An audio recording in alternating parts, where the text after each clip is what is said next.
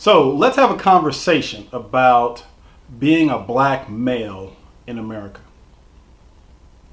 Back in 1995, I was sitting in a restaurant and I happened to overhear a conversation between two apparently well-educated, well-dressed young black men.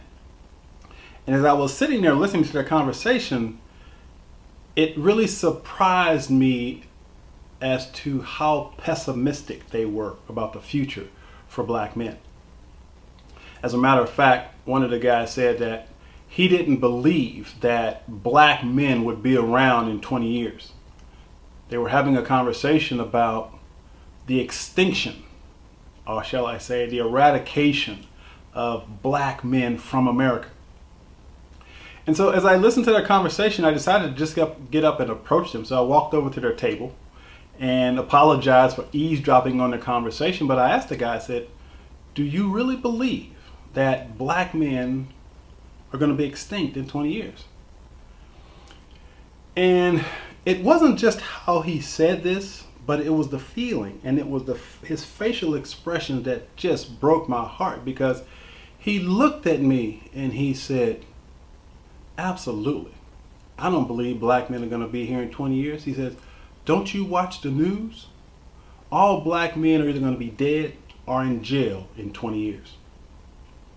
And it was the conviction that he held that really, really broke my heart, because he, with every fiber of his being, that's what he believed. And the guy that was with him felt the same way, because he was nodding his approval.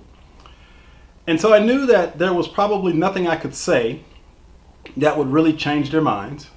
But I looked at the guy and I just said, don't believe the hype. That's all I said. I said, don't believe the hype. I said, black men are doing a lot better than you may realize. And so here we are some 25, 26 years later, and I still think about that conversation.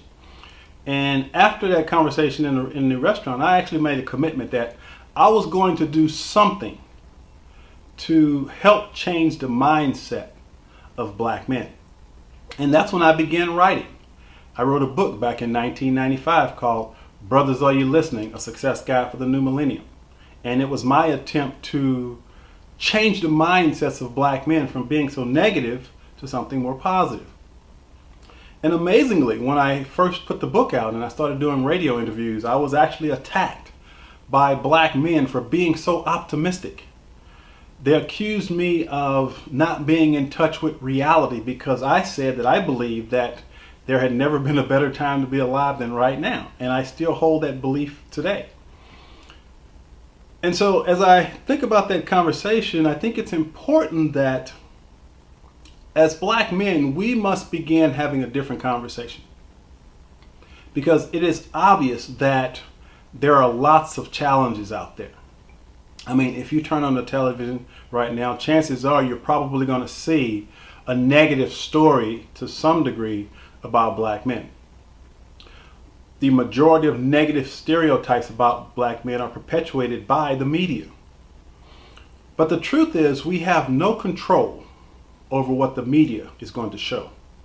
We have absolutely no control over how others may see us. But we have complete control over how we see ourselves. And it is our responsibility to make sure that we see ourselves the way that we truly are, which is powerful, intelligent, loving, caring, optimistic, ambitious. These are all the qualities that we have that you very seldom see in the media. And so knowing that the media is biased and the media is generally always going to showcase everything that's wrong with the world, and especially when it comes to men of color, they're going to always showcase, or shall I say, the majority of times showcase the negative aspects of who we are. It is now up to us as men of color to have a new conversation.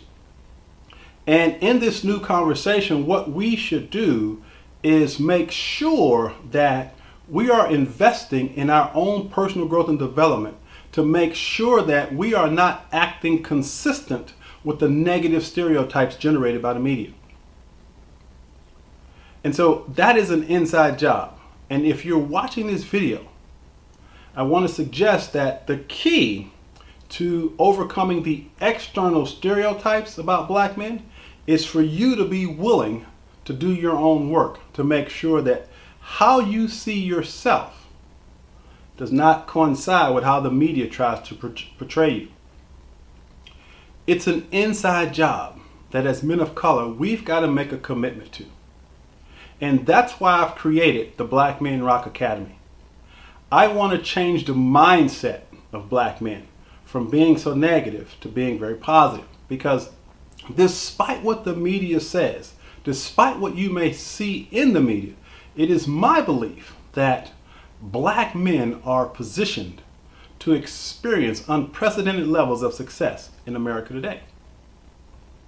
Now, I know I'll get a lot of negative feedback about that because I'm an optimist. That's just how I see the world.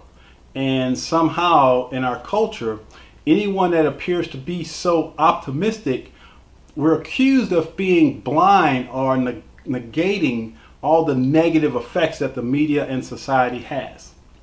But I'm going to assert to you that right now, it is your responsibility to check your mindset, to see how you view the world and yourself. And most importantly, how do you see yourself? Do you see yourself as a victim? Someone who the society and the whole world is against, and you're constantly struggling just to get ahead because the world is against you? Or do you see yourself as a powerful, courageous, dynamic human being with unlimited potential? Well, see, I believe the latter. I believe that you're a dynamic, powerful human being with unlimited potential. And you've got to make the commitment to yourself that you're going to express that potential. And once again, that's why I've created the Black Men Rock Academy, to provide you with some tools that can support and empower you in doing that. And so I want to share a little story that my grandfather taught me. Actually, a couple of stories that he taught me that has really shaped my belief systems about what it means to be a black man in America. And I'll never forget these stories. They occurred when I was approximately 10 years old. And my grandfather was one of my greatest teachers. And actually, I don't think he had but an 8th grade education. But he was the smartest man I've ever known. Because he would sit down and talk with me and share stories with me and encourage me. And I absolutely loved listening to him. And I remember one day that I'd come home from school and I was really upset. Because at school, I had a teacher who had a board. In the classroom, she had a board up front. And for the students, if you received an A, you'd get a gold star. If you received a B, you'd get a blue star. If you received a C, I think you get a gold star. So anyway, she had this system so that whenever you received a good grade, she'd put these stars up on the board. Well, I happen to have the most gold stars, the most A's in the classroom, all across the top. I'll never forget.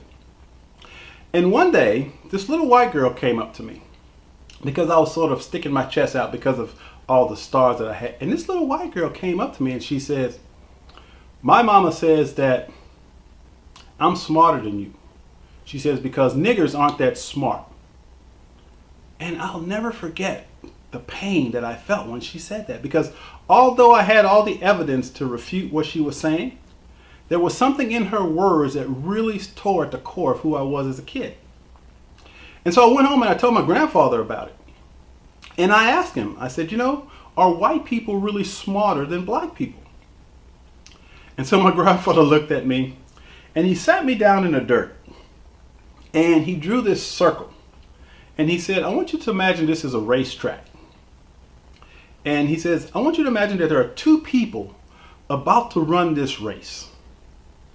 And he said, "So imagine that they're going to start at the very same point and know that they run at exactly the same speed. So when the race begins, if they run at the same speed, they're going to be even all the way around, right?" I said, "Yeah." He said, "So when the race is finished, if they run at exactly the same speed, they're going to finish at exactly the same time, right?" And I said, "Yeah." And he said, But what would happen if you gave one of them a head start? And I said, well, that one would win because they would have the head start. And he says, absolutely. And he said, that's the only difference between black people and white people. He said, white people have simply had a head start in this country. He says, but guess what? Black people are really fast. So know that we are catching up. And our goal isn't to be better than, but to finish the race at the same time as equals. And I really resonated with that message, and it really stuck with me. And so I've always seen being a black male that way. I've never felt in any way inferior. I've never felt that being a black man was a disadvantage. I've always seen it as an advantage, because my grandfather also said that God never makes mistakes. And if God made you black, he did it for a reason. And if he made you black, there's a very good chance that he made you black because he knew you could deal with all the adversities that you were going to have to deal with.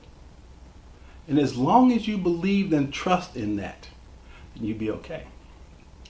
And so those are just some of the lessons that my grandfather taught me. And I want to share those lessons with you to hopefully, if you have a negative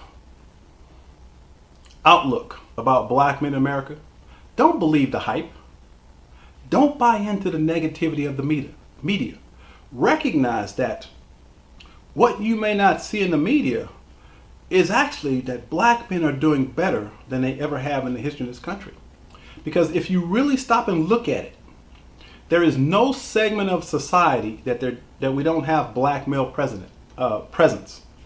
We have black psychologists, astrophysicists, geologists, media moguls, TV producers. I mean, there's no segment of society that we don't have black male presence. So it is our responsibility to now reach back.